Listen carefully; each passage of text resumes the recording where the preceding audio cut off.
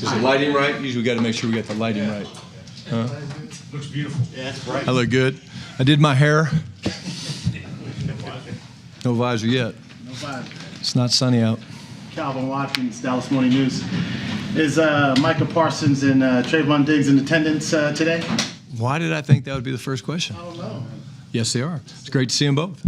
Will Mr. Parsons be working out today? They'll be out on the field doing some stuff, yep. It's actually great. Trevon got here early. It's great to see him. He's one of the first guys I saw, and he got his rehab stuff in with Britt, so both guys were excited to be here. What are the medical people telling you about Diggs and where he is physically? Doing good. Same thing. Came in for a recheck and doing good, and we'll figure out when we get to training camp. There's still a big window of time between now and when we get out there, but he's hitting the markers he needs to hit.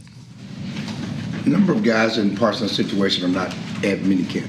You know, T.J. Watt, Henderson, guys who are working on country not there. Why is it important for him to be here? What does that say about? You know, obviously, he wasn't here for some of the OTAs, but why is it important to you and suddenly you're excited that he's here? Yeah. Well, number one, I mean, to have everybody here, perfect attendance is a good thing. I think it just shows you that he's serious about what we've talked about, which is developing that leadership mentality, the mindset to be a guy that we can count on, and not just the fourth quarter when he's got to, make a big sack or get pressure on the quarterback, but just in general throughout the course of a week. And it's a long season. We all know that. And my conversations with Micah have been great, and really all the guys. But he's doing the things he's supposed to do in terms of he's training, he's prepping, he's been in, he's been out.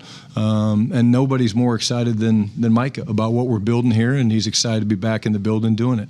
So he gave you a phone call to tell you good night. What did you think about that? Well, I was really kind of pissed off at my kids, to be honest with you. I called my son Sutton. I said, "Buddy, you got to look out for Dad. I don't look at these. I don't know these things." But I just thought he missed me, and I literally was like, "That's cool, man." Guy reached out to check in, see what's going on. Then I saw, I was like, "Damn!" I fell for it. So I got on my kids, and my daughter, and I was like, "Hi, you guys, I don't do much of that social media stuff." So, but he got me pretty good. Hi, Brian Schottenheimer with ESPN. The business of football, how do you deal with that as a head coach, like with the players that are in contract situations? I don't change. I mean, I'm who I am. I'm authentic. I think you guys know that or are learning that about me. The business has changed a lot from when I got in this crazy business. I grew up around it. Obviously, you guys know that. But, the business has changed a lot through just social media and contracts, both players and coaches alike. You can control what you can control, and if a guy's here or not here, it doesn't mean I'm not going to connect with him and talk to him and spend time with him and get to know him. It's the new era of football, but I'm never going to change how I relate to our players, our coaches, ownership. I'm just going to be who I am, and when guys are here, that gets you excited. And I'm excited that we've got perfect attendance, and guys are excited to be back in the building. We had a couple really good meetings this morning, and I think, but the business is definitely very different than what I remember when I first got into the league. And then we've asked you about Joe Milton, the backup quarterback. Do you want your backup quarterback to replicate Dak and do the same mannerisms, all that kind of stuff, or do you want have a different part of the game that he can bring? Ty, that's a great question. I would say no. And again, the evolution of the game of football, right? Like I would have said 15 years ago, if you would ask me that question, I would say absolutely. There's things like the cadence that you need the guys behind your starter to replicate because you want the cadence to sound the same. But to me, no. Joe is a tremendous athlete. He's a tremendous young player. He's developing along with Dak.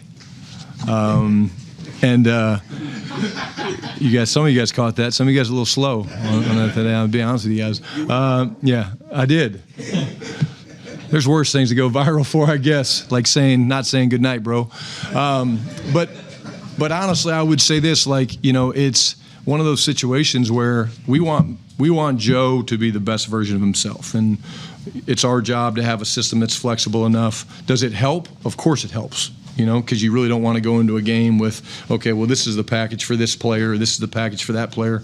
And at this point, I have zero concerns about doing that with Joe and Dak and Will Grier or any of the guys. So, but I probably would have answered that question 10 or 15 years ago probably different and been like, yeah, probably, but with the game of football ever evolving, I don't think that's the case. John Michaud with The Athletic. You were mic'd up recently during one of these practices talking about, it was on kind of run play, or telling the guys to stay up on their feet. How have they done with that? And then how important is it to be able to kind of walk that fine line? Because this is an organization that's, lost OTA practices, head coach has been fined and things like that. So how's everything gone with that? And are you doing that because you want them to avoid injury or because you want to avoid the fine? I mean, why are we putting that in the atmosphere with only a couple of days to go, John? Here's what I think, and I've been here for when we've been fined in the past. It is a fine line. I think, we spend a bunch of time teaching these guys, showing them video clips of what an OTA tempo looks like. And mandatory minicamp tempo is no different. The restrictions that you have in OTAs are the same that you have in mandatory minicamp. The difference is we're allowed to have the players here, and it's mandatory, and you can find them and things like that. But I do feel like we go above and beyond, myself, the coordinators, the position coaches, of showing them what you can and can't do. It's about moving your feet, maximizing your hand usage, and a lot of it we say it's competitive, not combative. You can't have combative drills and combative things. We don't throw players down. We don't torque guys. We stay away from the quarterback in the 3-yard quarterback halo. It's educational. You're teaching these guys how to practice, and the reason they want to practice the right way is if you can show that you can be ready and prepared to go play in a real football game without having to wear pads, then you're going to reward those guys when the season gets longer and you're into the latter months and it's November and December and things like that. So these guys want to learn how to do it the right way. I would say we're doing a good job. Is it perfect? No. Do guys end up on the ground? Of course they do. It happens. But you see us correcting and teaching and trying to, we'll call guys up if it gets a little bit too combative and just explain that can't happen. We'll take guys out. We'll remove guys if that happens. And it hasn't happened very often. And I'm going to say it again, and you guys will see it today. And the best thing we're doing, though, is once the ball has been removed from the quarterback's hand or the runner breaks free, watch our guys run. And I'll be damned if there's many teams running as hard and as fast as we do for as long as we do following the football. Next. Nick Harris, Fort Worth Star Telegram. Obviously, you've done a lot in building relationships with these players. How have you seen that translate with Micah in this process and what he's kind of going through to be able to have more effective communication in this time, if that makes sense?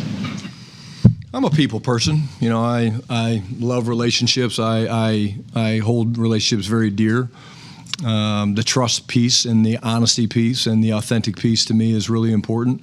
I laugh about, Micah reaching out and calling me but I think it says that he feels a certain way about me. He's comfortable with me, and I'm trying to develop that with all the guys. And so it takes work. It takes work. It takes doing things that maybe you don't always feel like doing. But there's nothing more important than to get to know these guys. And sat down, talked to Mike a little bit today, and we're just touching base. And now we're into the point where, hey, let's finish the offseason strong, talking about everybody, and then what are everybody's plans. We're really big into having the veteran guys try to talk to the young players because they're about to get 5 weeks off, 4.5 weeks off before we head out to Oxnard and training camp. And the best way for the rookies and young players to have a great routine or great plan is to spend time with those guys and ask them questions. They do it differently than we do, because they have to get a little bit of break and let their body heal and recover, but they also got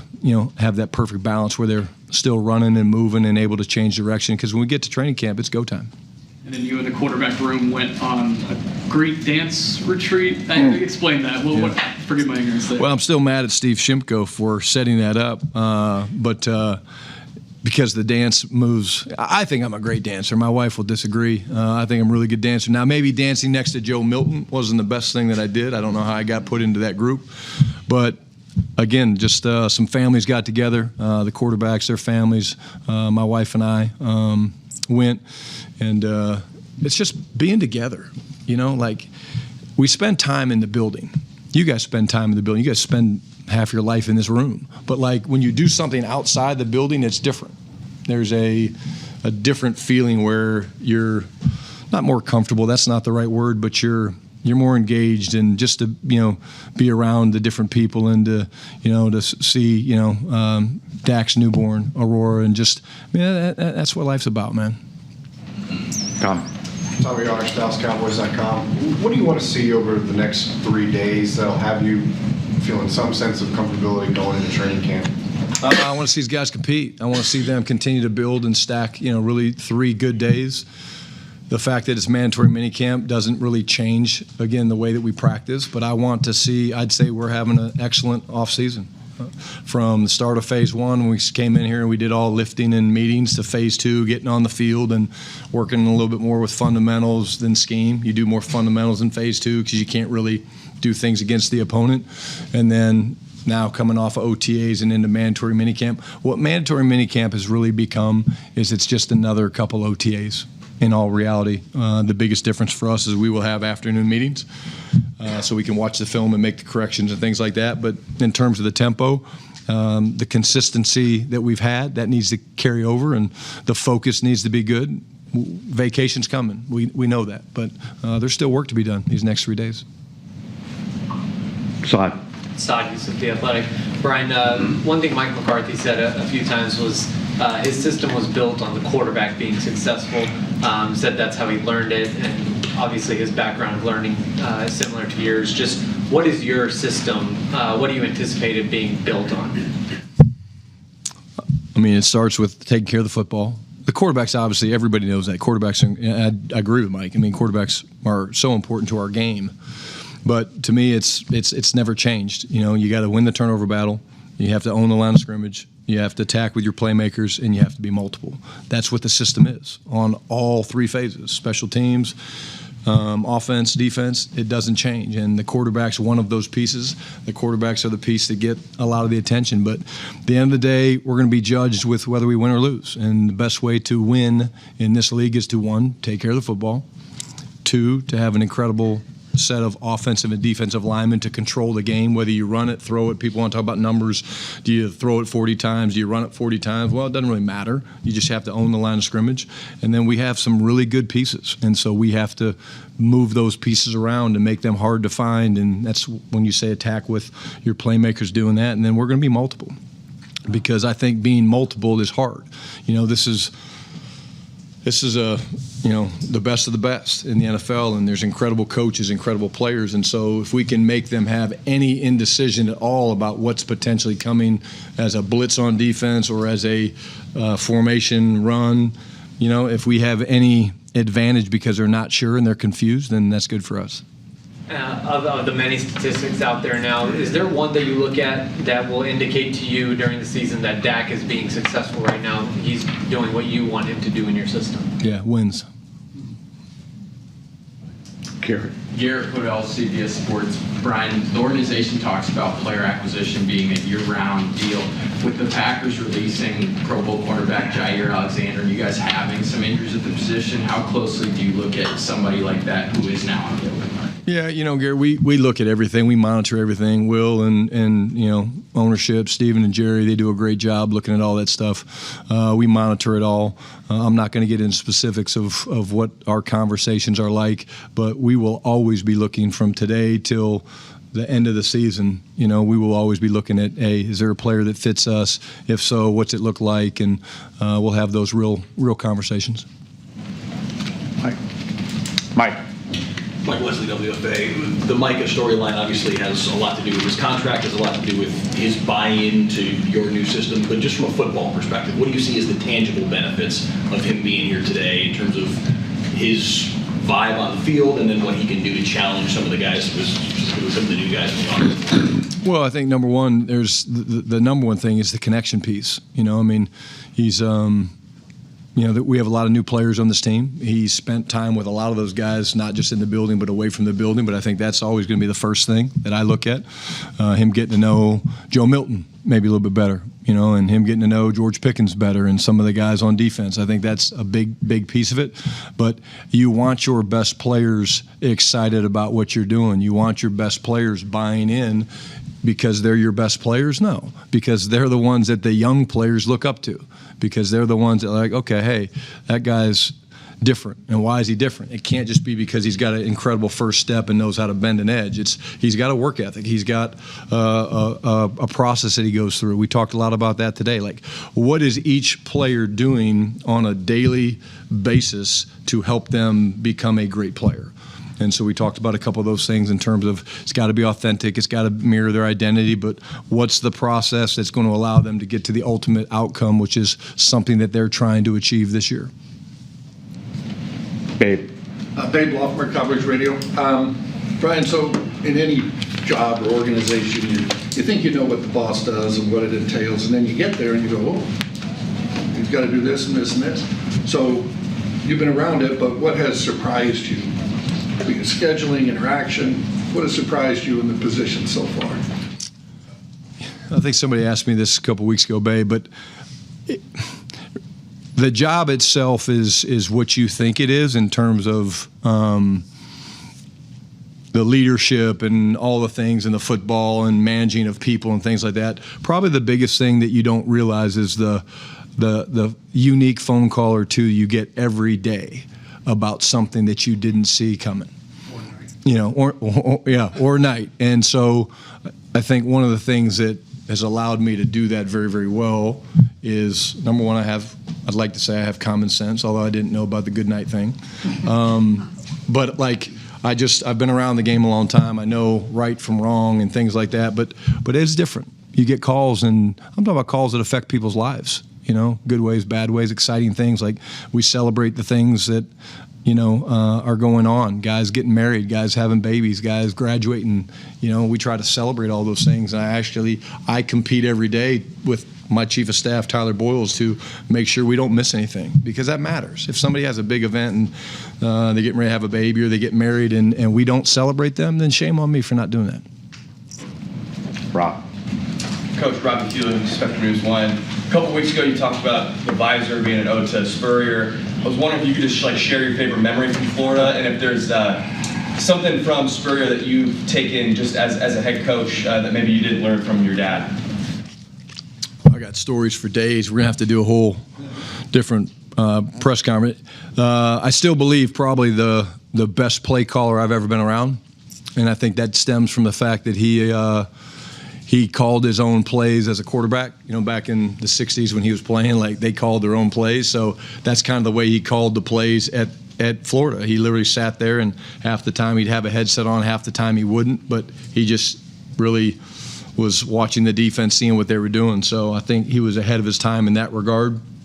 I got lots of stories, but I'll embarrass myself here for a second. So senior year, going to Thanksgiving dinner. We always played Florida State on Thanksgiving weekend. So what we always did is we always went to Coach and Miss Jerry's house for Thanksgiving dinner on Thursday after practice. So I was a senior. I did throw the first touchdown pass of that season. We'll put that out there before I embarrass myself. But I got relegated from second string to third string about halfway through the season. I got passed by Doug Johnson, who had a really good NFL career. But so we're lining up for dinner, supper as Coach called it, and he's going around the room and he's asking everybody, and I'll do the voice. He's like, Danny, my man, what you want? What do you want to drink? Milk? You want something like that? He's going around. He's being gracious. He's getting everybody their order, and he looks at me and we make eye contact, and he goes, "Yeah, Shotty, you ain't playing the game. You want to have a beer?" And I was like, "Well, hell yes, I do, Coach. I'll have a beer." So we sat there and we drank a couple Coors Heavies together, because he doesn't drink Coors Light, he drinks Coors Heavy, the original. So, yeah. And I didn't play in the game, so I did signal my ass off, though. I was really good. Coach Matt Roy, News 4, Fox SA. You said in the past that in shorts and no pads, you really can't learn much about the running back. So in these mandatory minicamps, what can you learn from running backs that'll help you decipher the depth chart come training camp? Instincts, the ability to take the details of what we're teaching in the classroom, the footwork, the ability to press the hole, things like that. You just can't. The vision's hard to get a feel for. But you see guys that have quick feet. It's probably more the physical traits than anything. The other thing that you do see is the ability to not physically pass protect, but handle the mental X's and O's pieces where, okay, I got to look at this guy, but I got to be able to peripher what's going on over there. That jumps off the film in this time of year because you watch guys that are either fast processors, I mean, they can go, okay, from 1 to 2 to 3 really quick, or guys that take a little bit longer to process. So those are things I think, we do a lot of different blitz drills and things like that to test the backs and their ability to see things. Deuce. Mike Ducey, Fox 4. It's obvious how much you value relationships, as you mentioned. Does that have to change at all as a head coach versus being an assistant coach? Do you have to tweak the way that you deal with players, or do you just tweak that as you go along here? No, because again, I think if you ask our players, they've had to deal with the wrath of Schotty from time to time. They don't probably like it, but I have a job to do, and my job is to prepare these guys to compete every day to try to put ourselves in a chance to win a Super Bowl. And I think part of the ability to give criticism and have hard conversations is by having a relationship. And if I just go in and I go in on a tangent with a guy and he knows, hey, he doesn't know the first damn thing about me, then he's going to tune me out, and I'm never going to do that. And so I think you earn your ability to have these hard conversations and to make the difficult decisions that I have to make and I'm ready to make is by getting to know these guys and knowing that I do have not only their best interest but the best interest of this football team at heart, and that's never going to change. Clarence. Now, as a Rock was not yet signed, a lot of second-round picks haven't signed. Is he missing anything? Will he do anything on the field because of that? Ask it again, please. Sorry. I was literally going to make fun of you for your phone going off, and I lost the question. I really was. I did apologize because that is a fine. It's mandatory minicamp, right? So fines are real. I think you asked me about Donovan. No, he's doing great. He's doing really great. And again, it's the business side of it's going to get done, but you can't watch the guy and not get excited just watching him do the things that we're doing out there on the grass, the things that we saw coming out of Boston College, and then the work ethic is elite. I remember the wrath of Marty. What does the wrath of Schotty look like? Ooh.